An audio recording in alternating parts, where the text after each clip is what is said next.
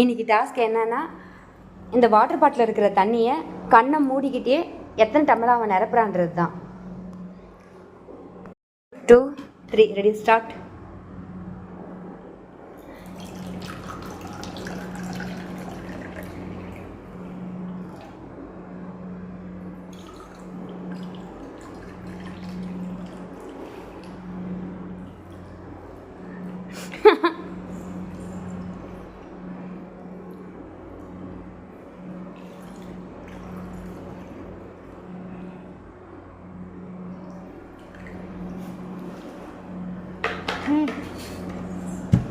எத்தனை tumbler? 1 2 3 4 5 5 tumbler நிரப்பி இருக்கு.